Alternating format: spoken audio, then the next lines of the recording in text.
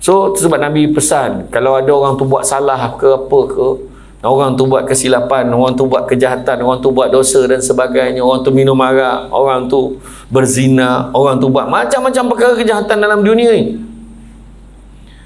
maka kalau kita lihat, Nabi pesan, bencilah kepada perbuatannya dan bukan bencikan orang.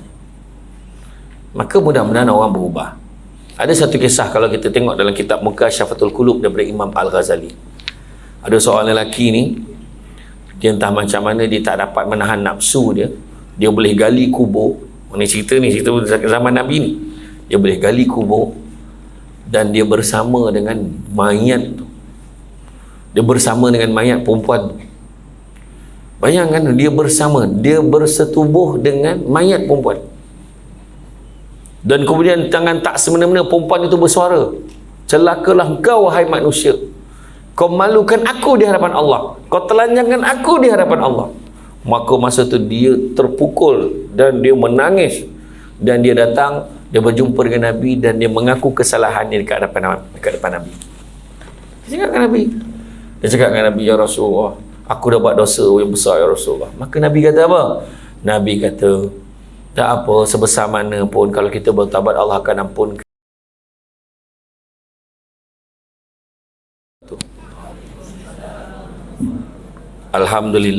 Alhamdulillahillazi arsala rasulahu bil huda wa dinil haqqi liyuzhirahu ala dini kullihi walau karihal kafirun walau karihal musyrikun walau karihal muslimun.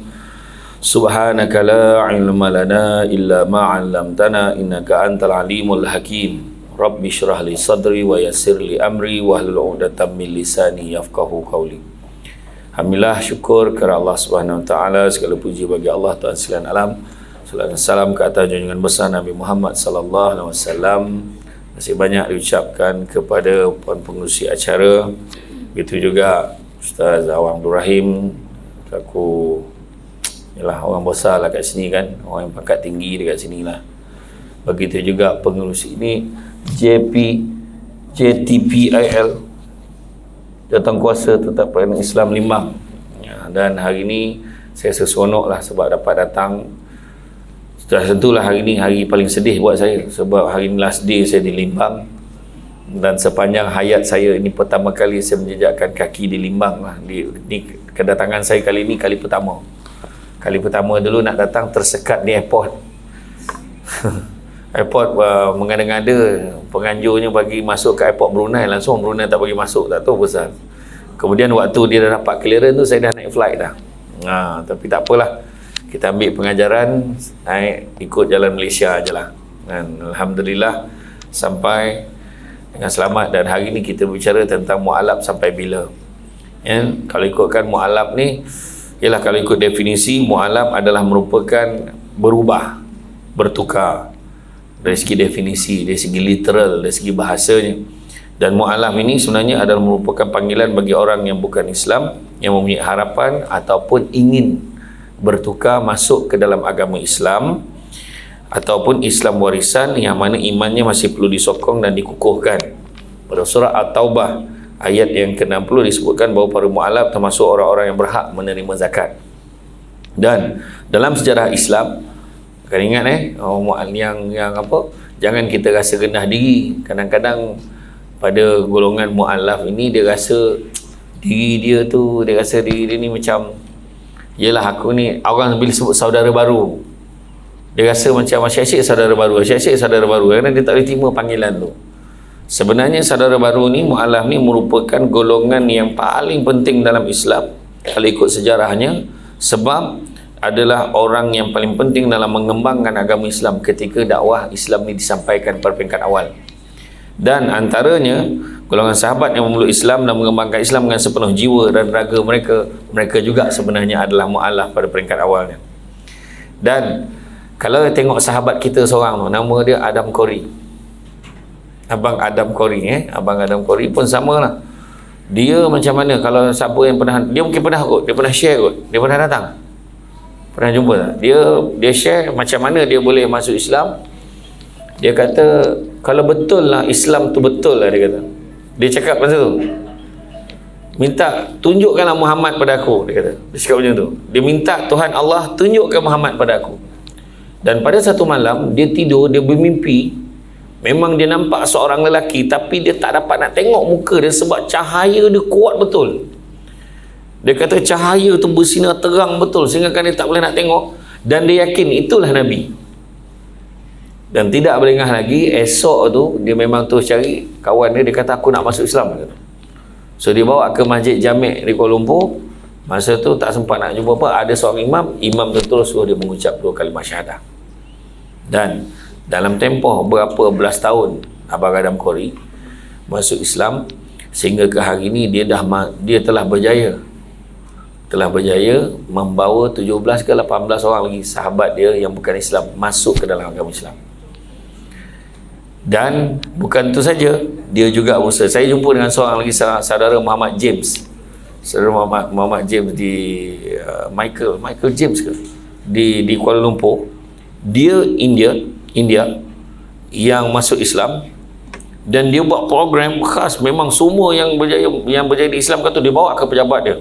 Dia siapkan barang-barang, beras siap dengan barang-barang keperluan dah siap. Semua yang masuk Islam semua, siapa tak ada keperluan datang kat dia, kata. Itu antara yang maknanya ada mu'alaf ni yang bersungguh-sungguh.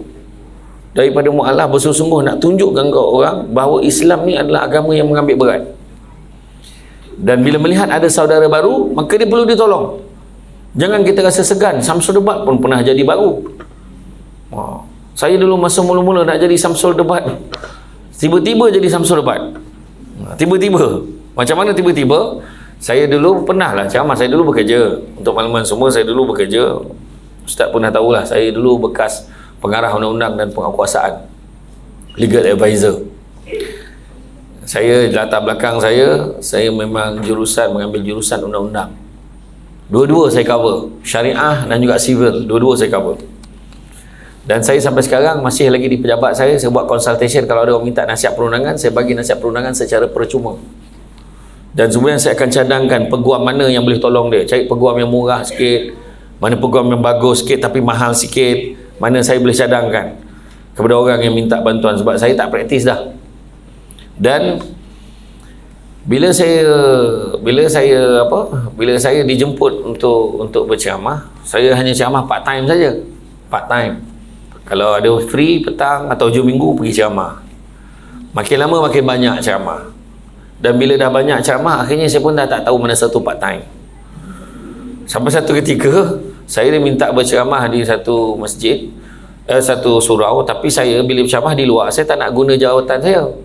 Saya tak nak guna jawatan rasmi saya di dalam jabatan kerajaan, sebab itu dah konflik.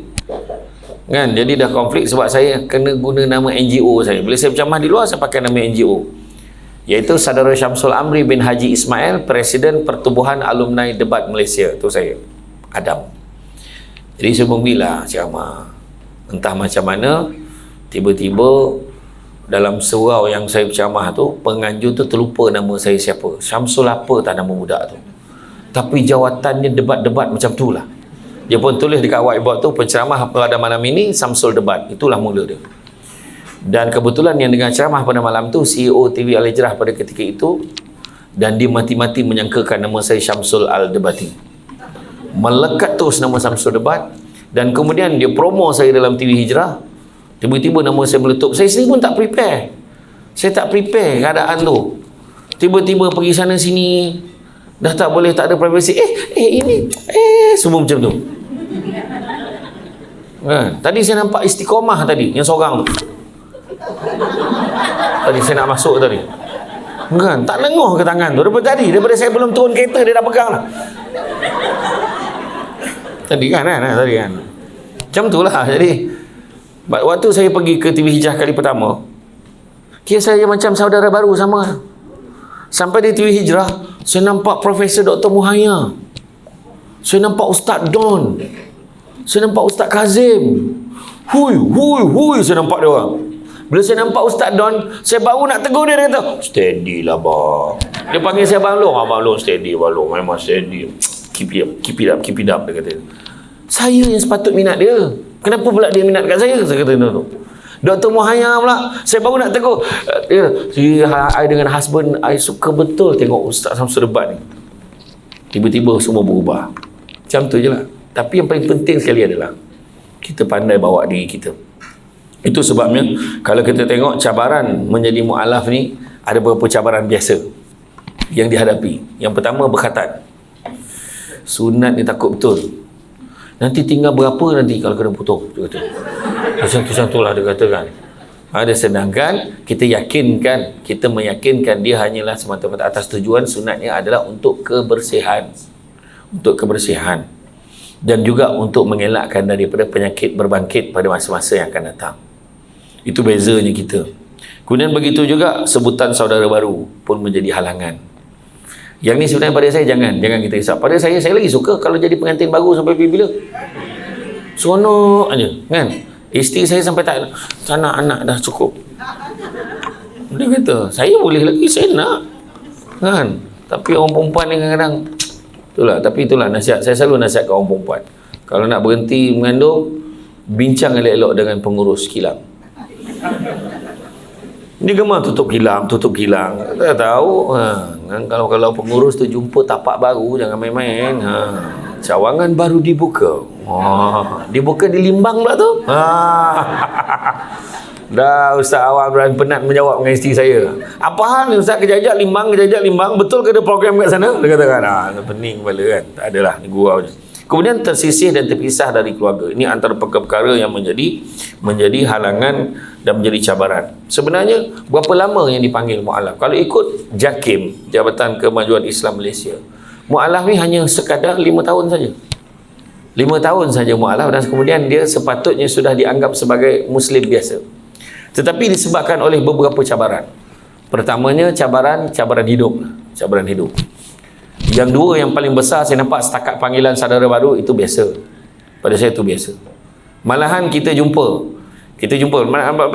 baru ni ditimbulkan tentang isu polemik tentang perkataan Allah kan. Jadi kadang ada orang yang terasa macam kenapa macam ni sangat kenapa kan persepsi. Jadi saya tak nak ulas panjang tentang perkara itulah. Tetapi kalau kita tengok dalam Islam sepatutnya kita ni meletakkan keterbukaan dalam hati kita. Nabi sendiri pun melayan yang bukan Islam dengan cukup baik, dengan cukup cermat dan cukup teliti. Malahan dari segi layanan, Nabi kalau masak kita tahu kan, Nabi kalau masak Nabi akan lebihkan kuah dia. Sebab apa? Sebab nak bagi dekat saudara-saudara yang lain, nak bagi dekat jiran-jiran, bagi kat jiran, termasuklah jiran baginda yang berbangsa Yahudi. Nabi bagi. Jadi siapa yang masak lebihkan kuah, kalau niat kerana ikut sunnah Nabi, dapat pahala. Tapi kalau masak kuah lebih sebab memang rajin hirup, tu tak dapat pahala. Tu niat yang nak kena betul. Betul, kalau kita tengok kan macam mana. Ingat tak perempuan tua bukan Islam yang maki hama Nabi setiap kali Nabi melalui satu jalan tu kan. Dan akhirnya apa yang Nabi buat? Nabi tak maki dia, Nabi tak balas balik. Satu hari tu Nabi tengok makcik tu buta, bukan Islam, dan bila dia tahu Nabi lalu, dia makinya macam-macam yang disebutnya. Sahabat dah menggigil-gigil, dah marah ni. Nabi kata tak apa, biarkan. Nabi kata sabar. Nabi kata macam tu. Itu akhlak Nabi. Dan kemudian satu hari bila tengok makcik tu tak ada, Nabi tanya, mana pergi makcik tu? Padan muka dia Rasulullah. Kenapa pula? Dia dah sakit padan muka dia. Jangan, tak baik. Nabi buat apa? Nabi boleh pergi pula kat rumah dia, Nabi bawa makanan dan Nabi suapkan makan kepada dia tanpa pengetahuan dia. Dia tak beritahu pun dia tu Muhammad. Itu cara Nabi. Ingat tak? Dan kemudian setelah kewafatan Nabi, kita ingat Sayyidina Abu Bakar, dia tanya pada Aisyah, apakah amalan Rasulullah waktu dia hidup yang kau ingatlah, yang dia selalu buat? Dia buat itu, dia buat ini, termasuklah dia pergi jumpa makcik tua tu dan disuapkan dia makan. Maka Sayyidina Abu Bakar pun pergi. Dia pun cuba nak buat apa yang Nabi buat. Roti tu, dikatakan roti tu dicecahnya dengan air supaya lembut. Roti tu kena disuap dengan perlahan-lahan. Bila suap perlahan-lahan, dah habis teliti dah tu, habis cermat dah tu, bila suap langsung diluahkan, dia keluarkan balik. Mana dia orang yang selalu suapkan aku tu, dia suap lagi lembut daripada kamu. Menangislah Sayyidina Abu Bakar. Sayyidina Abu Bakar kata, aku suap dah habis lembut dah, Rupanya Nabi kita, Nabi Muhammad SAW ni, yang dimaki hamun setiap hari oleh orang tua tu, tapi Nabi boleh lagi suap lagi makanan dengan lebih lembut daripada yang Sayyidina Abu Bakar suapkan tadi. Cuba fikir akhlak Nabi kita macam mana.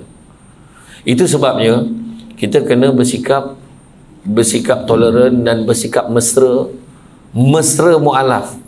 Maksudnya terima siapa kat saudara baru. Sebab apabila kita baru, kita takkan selamanya baru. Tapi kalau kita tidak membetulkan stand kita, diri kita, bagaimana kita nak menghadapi saudara yang baru lagi daripada kita yang masuk ke dalam Islam. Itu yang penting yang kita kena tahu.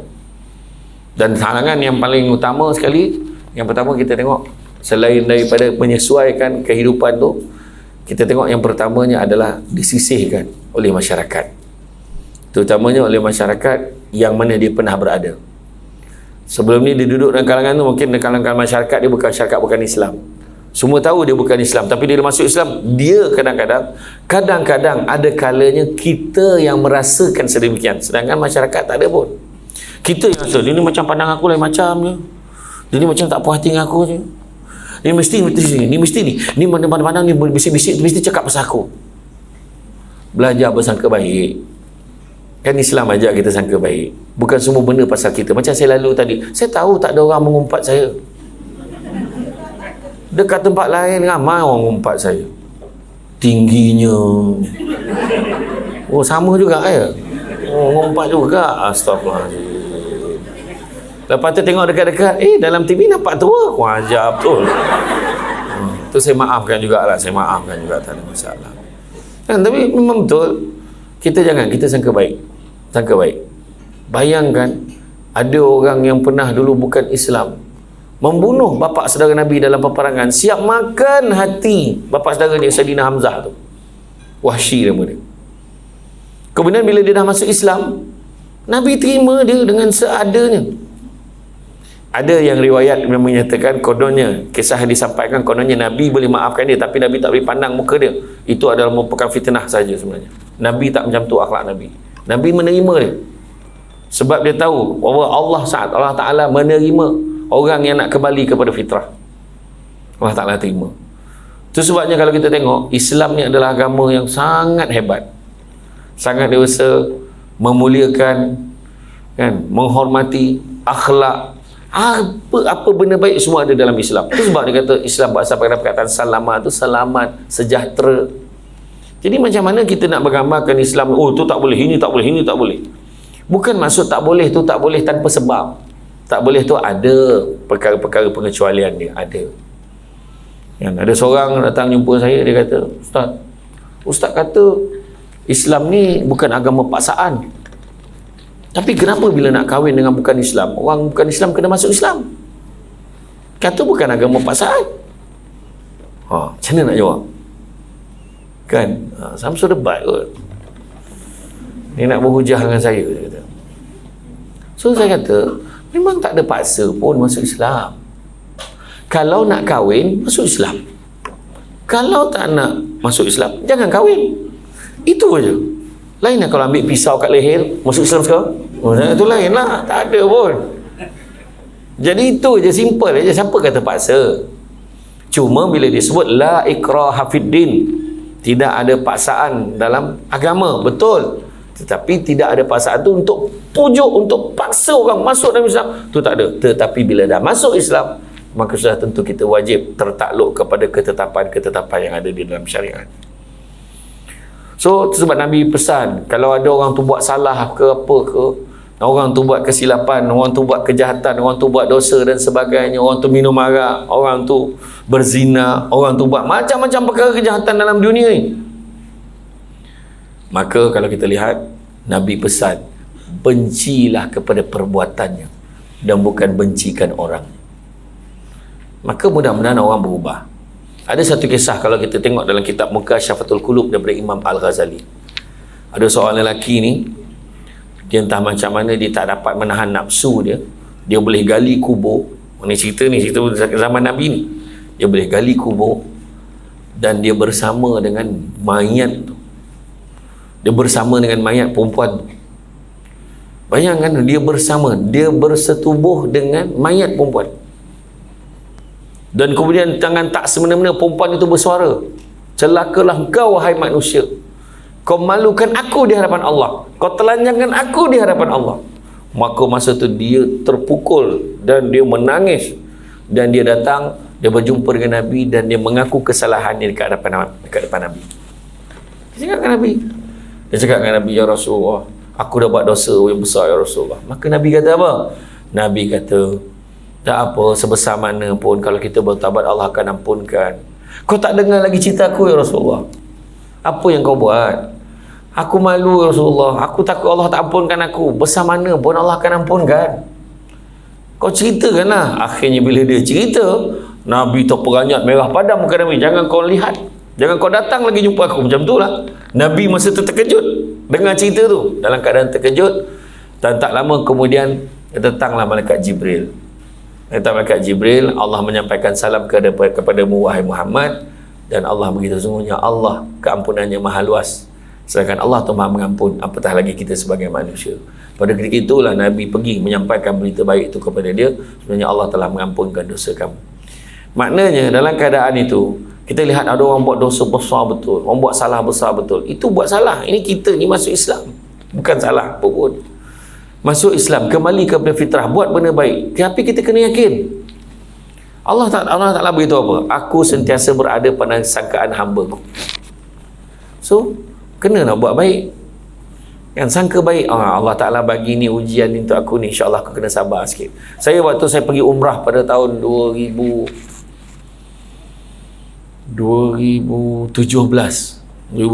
saya pergi. Pada ketika itu ada dua beradik berbangsa Cina jumpa saya. Dia kata, Ustaz, saya ada 4 beradik, 3 orang dah masuk Islam, ada seorang lagi belum masuk Islam. Itulah kami nak minta Ustaz doa lah Ustaz, sebab mak kami dia masih lagi belum nak masuk Islam.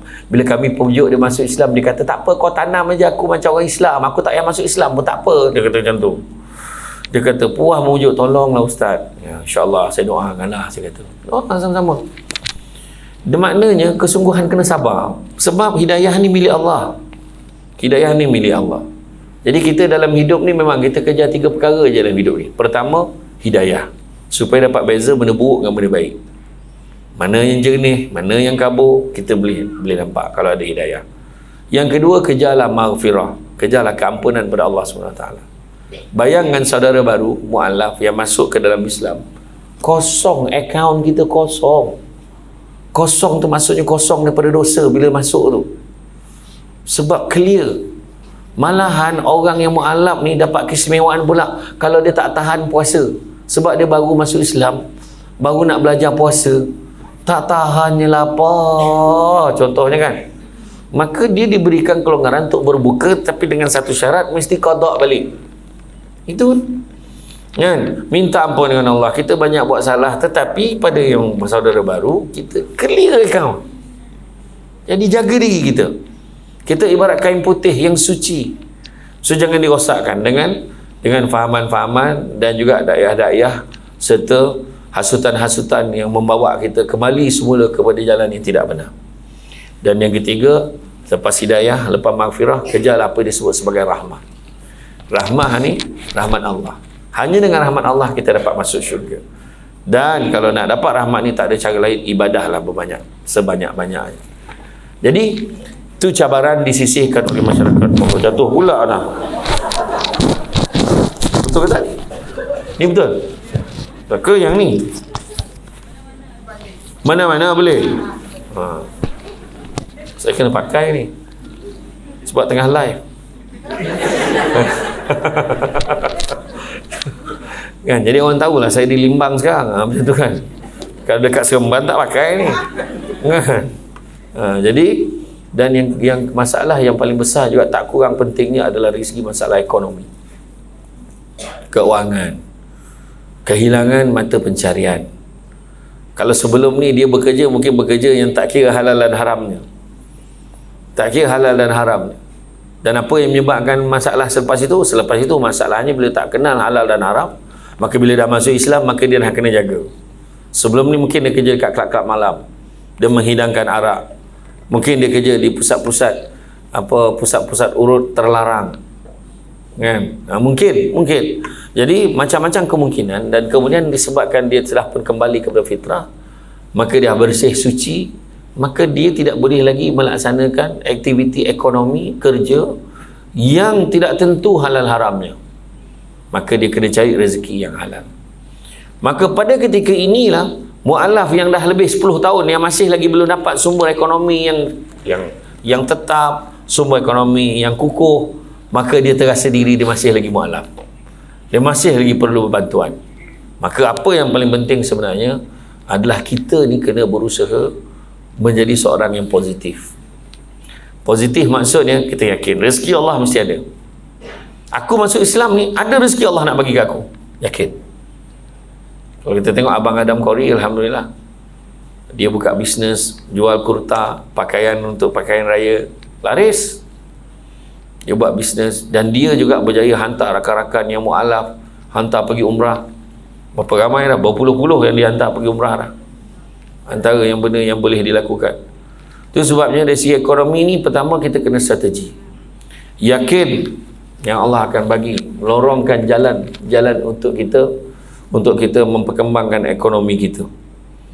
Kalau kita tengok orang yang terhimpit dengan tekanan setelah bergelar seorang Muslim, kalau kita tengok ada yang mengalami tekanan perasaan yang teruk hingga menyebabkan penyakit mental pun ada. Jadi stres, family tak boleh terima, kawan-kawan pun yang selama ni mungkin seagama, sebangsa dengan dia, duduk dekat pejabat tu, mungkin dia mula sisihkan dia, tak nak makan dengan dia, atau sini dia, oh kau lepas ni tak boleh lah makan ni, tak boleh lah makan bab satu lagi. Babi lah kalau sebut bab satu tak faham kan, macam tu kan. Jadi tak boleh makan tu, yang ni tak boleh. Oh, dia rasa diri dia kena sindir. Jadi benda ni lah yang dia kena sabar. Itu sebab kajian dilakukan oleh Dr. Osman Chua dalam tesis beliau bertajuk Interaction and Integration of Chinese Muslim with their Malay Counterparts in Selangor, menjelaskan cabaran terpaksa dihadapi oleh komuniti Cina Muslim selepas memeluk Islam. Antaranya stereotip yang tidak sihat dan keluarga bukan Islam menganggap penganut Islam bermakna masuk Melayu. Kan, sedangkan dia tak berubah bangsa pun, keturunan dia tetap sama, cuma agama sahaja, anutan itu saja yang berbeza. Kan, dan mereka yang kembali kepada Islam dilihat sebagai pengkhianat bangsa. Dan antara masalah utama pada mereka baru masuk Islam adalah memberitahu ahli keluarga tentang pengislaman mereka, kerana kebanyakan keluarga Islam terdapat menerima pengislaman ahli keluarga mereka dengan hati terbuka. Keluarga bukan Islam takut kehilangan anak mereka satu ketika dahulu mereka memeluk Islam, tidak dibenarkan tinggal dengan keluarga asal atas sebab masalah fiqh seperti makanan yang tidak halal. Jadi atas sebab inilah orang yang masuk Islam kena carikan keluarga angkat, dan mereka akan tinggal dengan keluarga angkat untuk jangka masa yang lama. Dan terdapat kes wanita memeluk Islam dan kemudian berkahwin dengan lelaki Melayu, tidak dibenarkan oleh lelaki Melayu itu untuk kembali pergi nak tengok ziarah keluarga dia pun dia tak bagi. Ini sebenarnya pemahaman yang sangat salah sebenarnya. Kan? Malahan kalau suami isteri contoh katalah saya kahwin dengan orang bukan Islam, contoh nak bagi faham, ini contoh aja, jangan disebar-sebarkan, ini contoh. Katalah saya dah kahwin, kemudian dia masuk Islam, kemudian kena ingat maknya tiba-tiba ibu dia sakit, mak ayah dia sakit, dia tetap wajib buat baik pada ibu bapa dia, isteri saya tu. Contohlah oi, macam mahir sangat tu kan. Jadi dia wajib jaga sebab, tapi kalau suami dia boleh, memang betul dalam Islam kuasa suami ni besar. Suami kata aku tak benarkan kau balik pada keluarga kau, mak kau sakit biar dia, kau duduk rumah, jangan keluar rumah, contoh.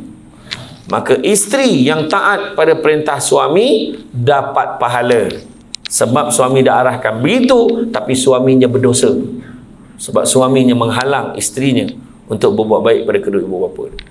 Dalam Islam, suami tidak boleh menghalang isterinya untuk menjaga ibu bapanya yang tidak sihat, tetapi suami tidak boleh paksa isteri jaga mak ayah suami yang tak sihat. Faham tak tu? Faham tu betul tu? Tapi kalau isteri, kebiasaan isteri, dia boleh jaga suami, mak ayah suami. Tak apalah abang, mak ayah abang pun mak ayah saya juga. Tak, mak ayah kami juga. Kan? Kami, kita. Kita awak kan, kita awak, ayah kami juga. Jadi dia akan jaga. Dan sebaik-baik suami Islam yang mana isterinya tolong jaga mak ayah, sebaik-baik suami, bagilah upah kepada isteri sebab tolong jaga mak ayah suami. Rekod nampak? Kita kena beritahu ni betul. Memang ya, ramai yang tak tahu, ramai yang tak perasan tentang perkara ni. Kan? Begitu juga kalau kita tengok daripada aspek ekonomi, aspek keuangan.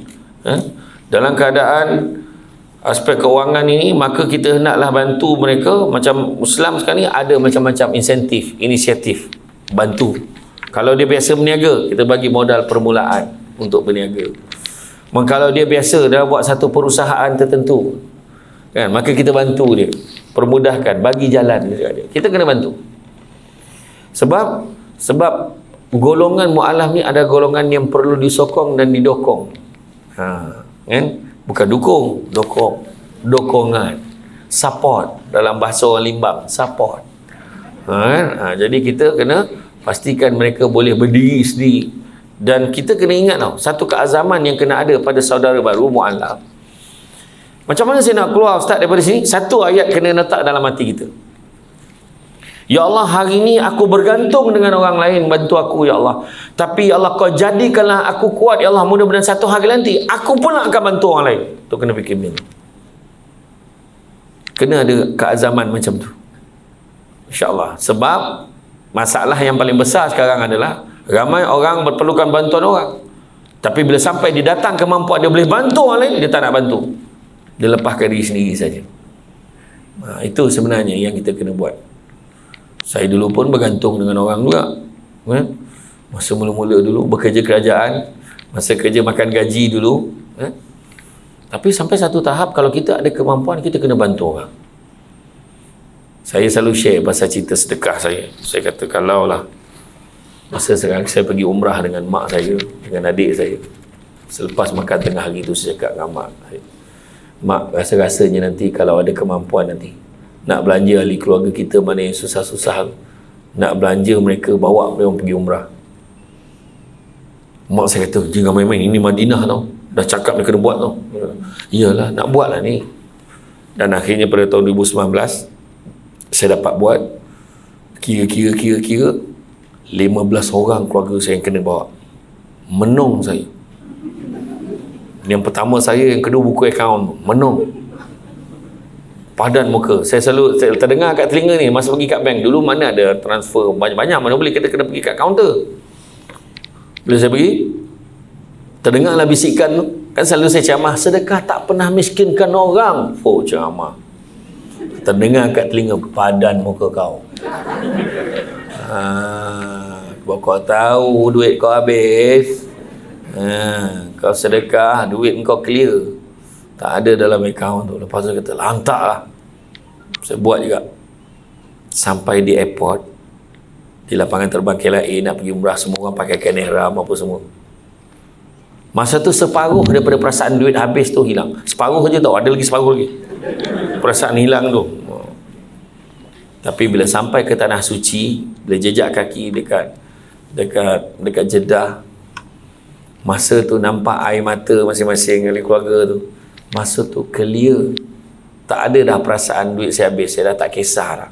Saya gembira tengok tangisan mereka, rasa gembira. Ada yang tak pernah naik kapal terbang kali pertama terus pergi Mekah. Cuba fikir. Lepas tu selang beberapa hari tiba-tiba nak pergi Taif, kena tambah lagi 160 rial satu seorang.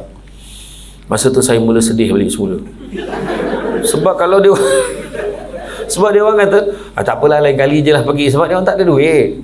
Kebanyakannya susah. Jadi saya tak apa payah, saya nak bagi biar dia orang rasa. Tapi rupanya tuan-tuan dan puan-puan sekalian, sampai sahaja di Malaysia, balik semula ke tanah air, tak sampai 3 bulan Allah ganti balik duit saya. Masa tu saya tak adalah cakap mujur balik modal. Saya tak adalah cakap macam tu. Cuma saya kata, siapa lagi aku nak tolong lepas ni, tolong jangan angkat tangan. Macam tu lah. Jadi macam tu lah. Dan untuk makluman semua, bulan Februari yang lalu, Februari yang lepas, Alhamdulillah, saya bawa pula 45 orang lagi ahli keluarga saya. Itu sebab saya kata, sekali kita tolong, insya-Allah Allah akan mudahkan. Saya ni jadi ketagih nak tolong orang. Betul, bukan kata saya baik, bukan. Tolong Tuhan bagi lagi. Tolong Tuhan bagi lagi. Jangan biar lama-lama. Itu sebab Nabi kata, bala dan musibah tidak pernah mendahului sedekah. Itu sebab orang tua-tua dulu-dulu kalau nak musafir, nak travel, kan, nak jalan jauh, Limbang ni aku tak tahulah mana jauh tempat pergi. 2 jam dah habis satu Limbang. Limbang. Dekat pasar yang malam tu aku tengok tinggal lim je. Bangnya dah padam lampunya. Lim. Nah, hilang. Dekat pasar kan. Pasar Limbang, pasar lim je tinggal. Tak adalah nak beritahu.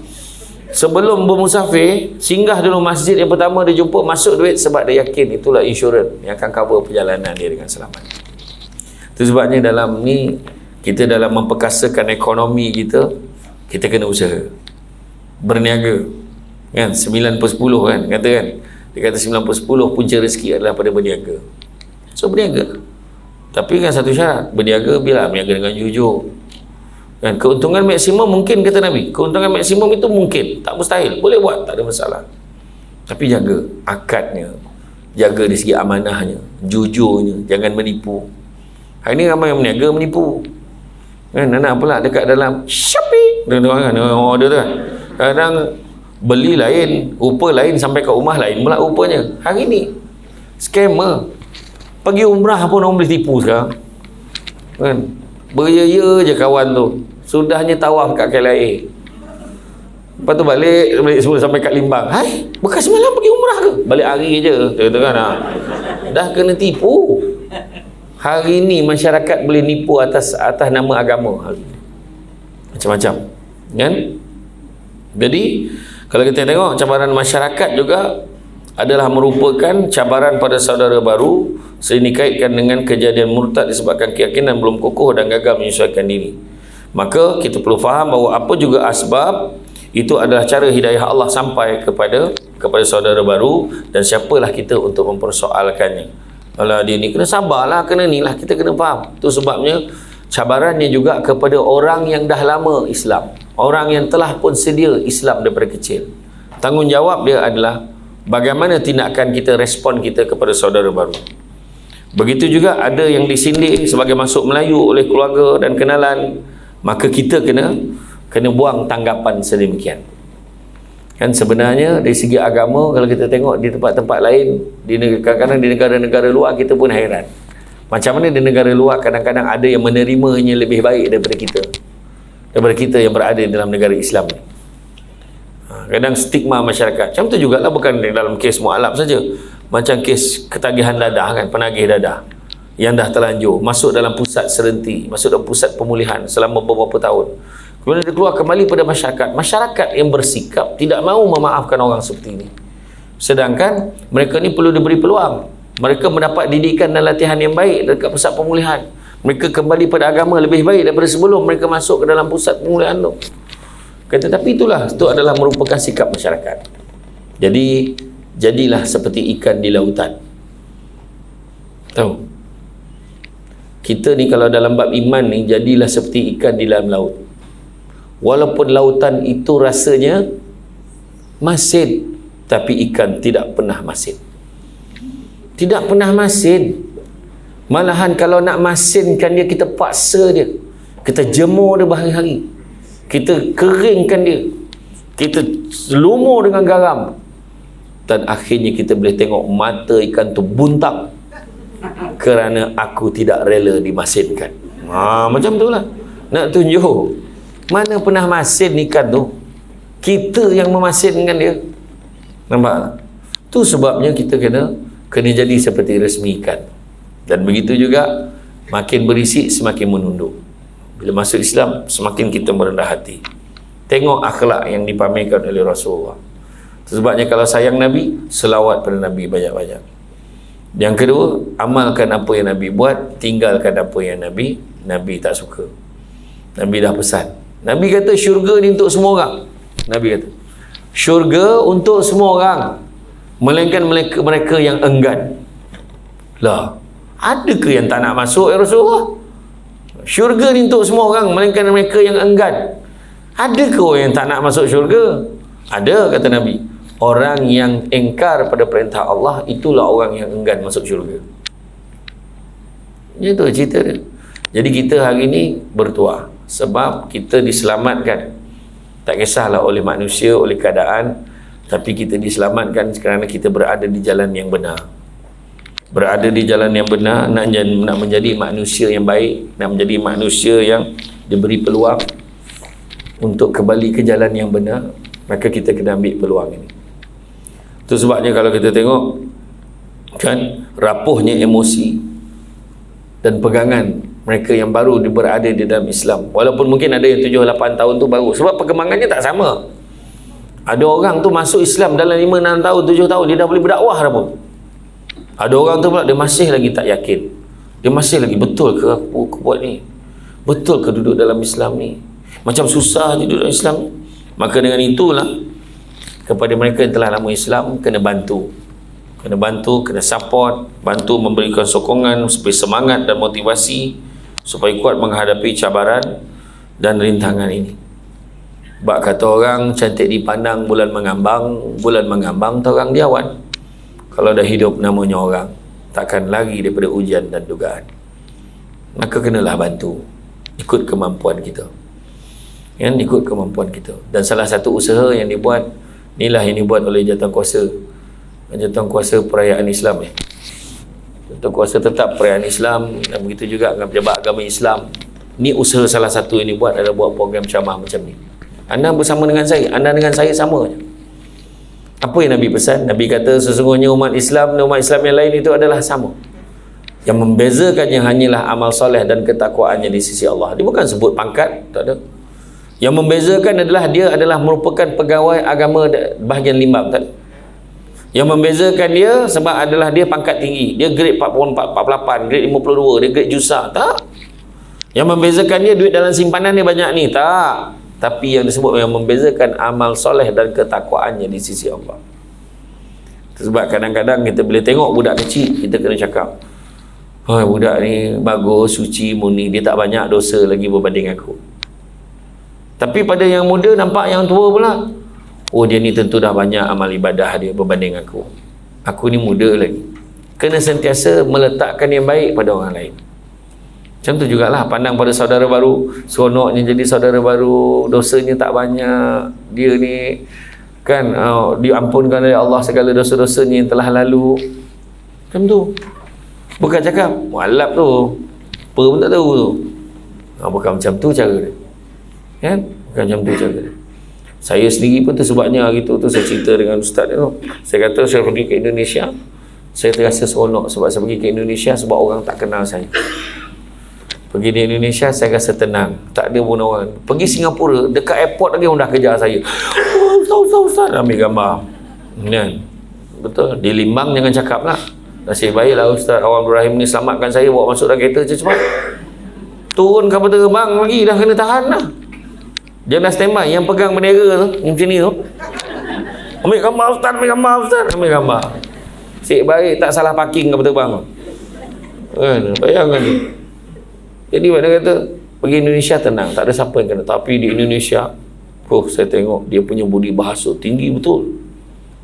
Bila masuk dekat hotel tu, selamat datang Pak, macam ni tangannya. Hui, di Malaysia raja je dapat macam tu. Selamat datang Pak. Saya tanya, boleh saya tahu di mana toiletnya? Sini Pak, ikut saya Pak. Dia tinggal tak menyangkung sebelah aku je.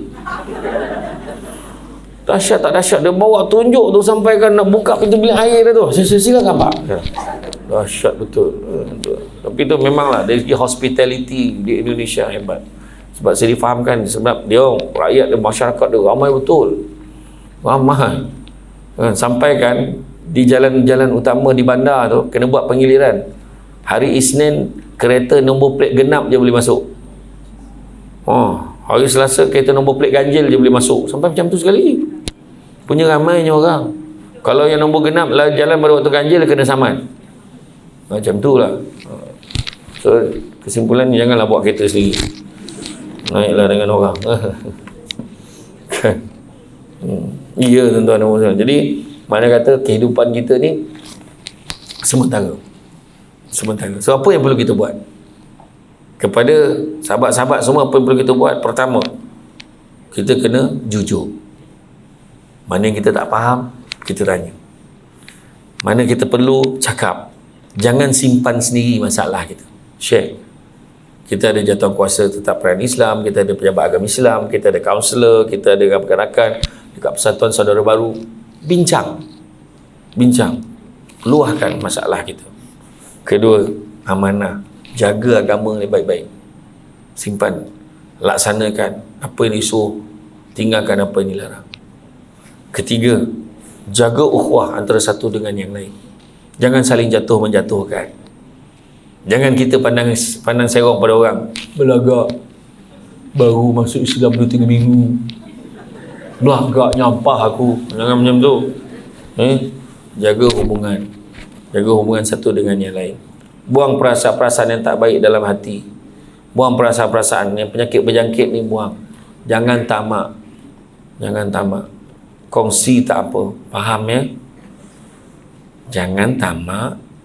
Kongsi tak apa. Faham tak? Maksudnya kalau ada makanan, jangan tamak. Kongsi sama-sama. Contoh, jangan sangka buruk. Tadi tahu dah fikir lain tu. Jangan tamak. Jangan sombong. Jangan belagak. Lah belagak mentang-mentang lah ada.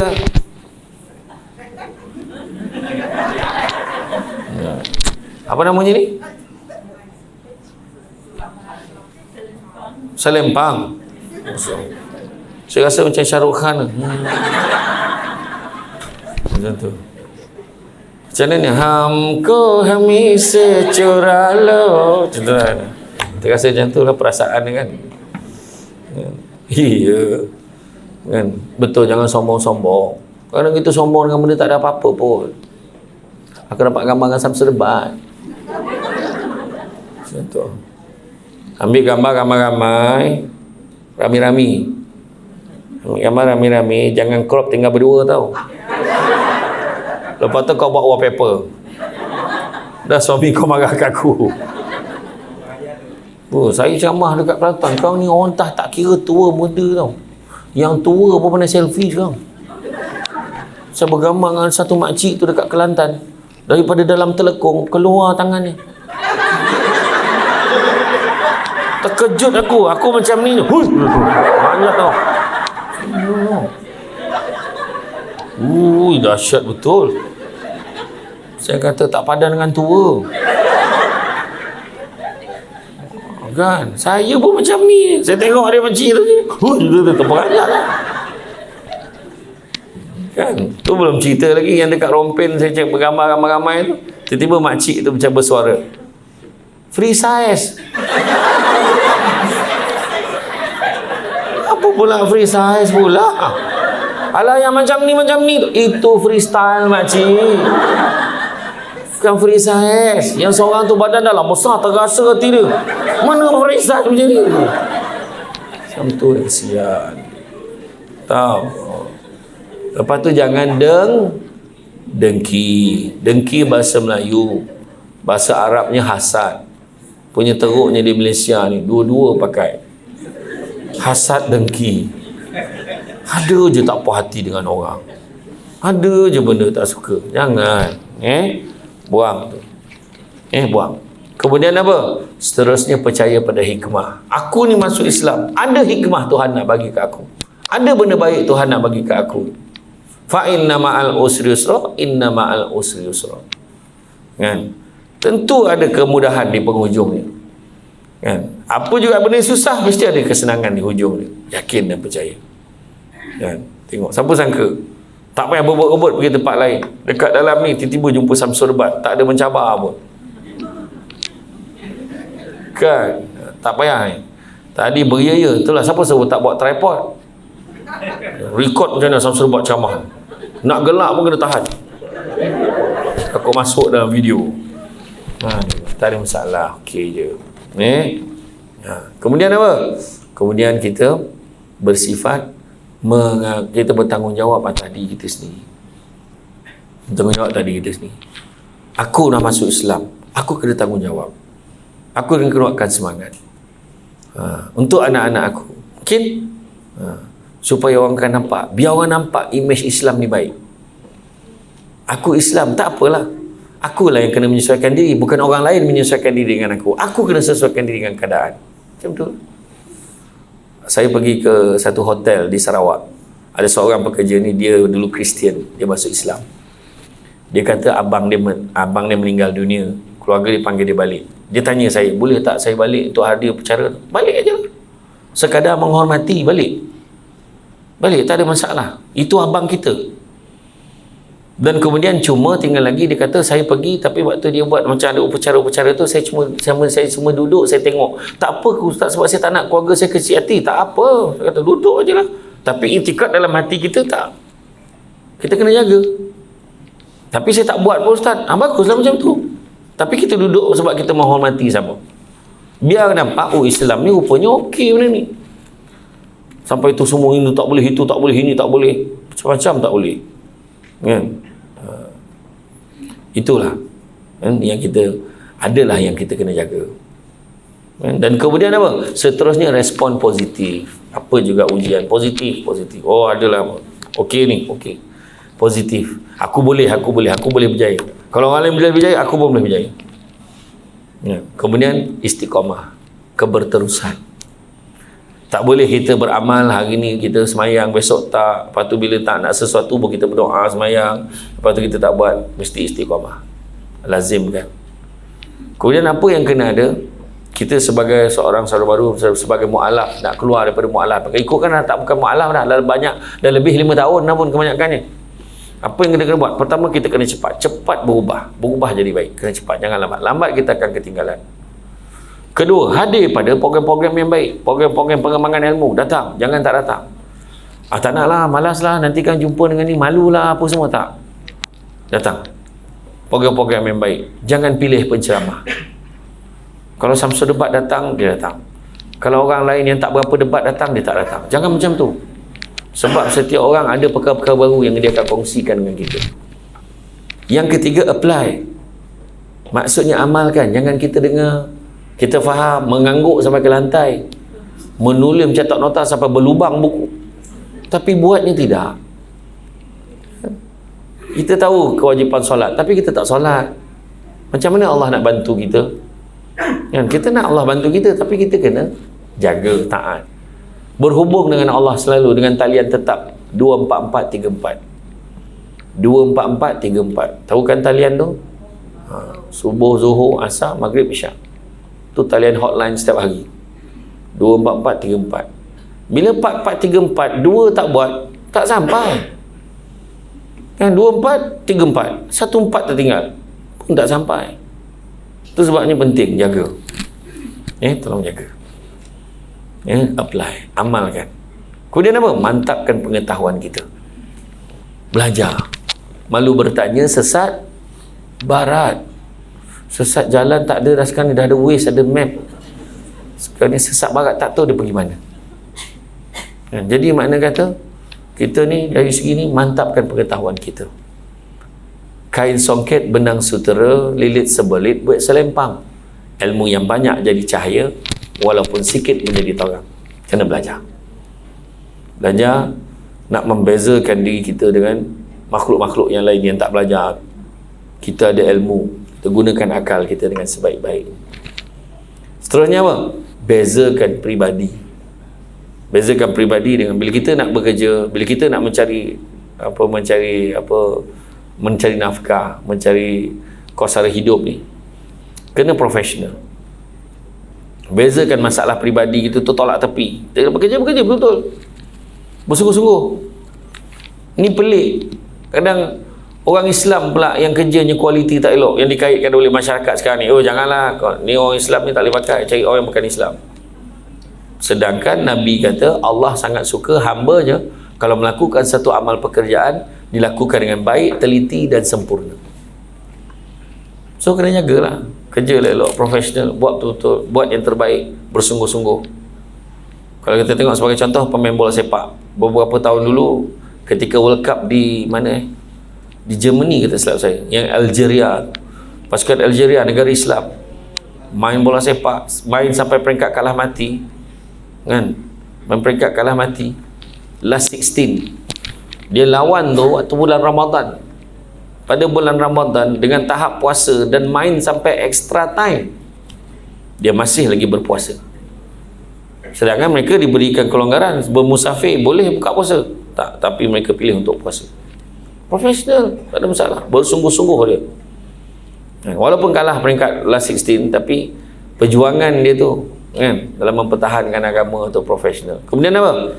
Iltizam, bersungguh-sungguh dalam mempertahankan agama dalam diri kita, sungguh-sungguh. Walaupun pun orang cakap, dia tak koyak. Dia tak koyak pun. Orang istilah sekarang, tak koyak. Dia cakap macam tu, macam ni, relax je. Cakap apa pun. Macam saya lah Samsul Debat. Orang cakap lah Samsul Debat ni kalau ceramah tak boleh dengar lah, gelak aja. Tak apa, kau tak nak dengar, sudah. Orang lain dengar. Macam tu je nak koyak buat apa. Dalam 1000 orang, bukan semua orang akan suka dengan ceramah saya. Mungkin ada satu orang, dia lebih suka orang lain. Tak apalah. Tu hak masing-masing. Tetapi Nabi pesan, jangan tengok siapa yang bercakap, tapi tengok apa yang disampaikan. Itu yang usaha. Saya pegang tu je. Ya, dan begitu juga organize, susun atur strategi dalam hidup kita. Aku nak buat begini. Dari segi agama aku nak macam ni. Dari segi mengaji, aku nak habiskan berapa juzuk hari ni. Dari segi ni, solat aku hari ni aku jaga tak solat aku. Semua ada checklist dia. Perancangan dalam kehidupan kita kena ada. Dan begitu juga yang terakhir sekali, tanamkanlah satu niat yang baik dalam hidup kita.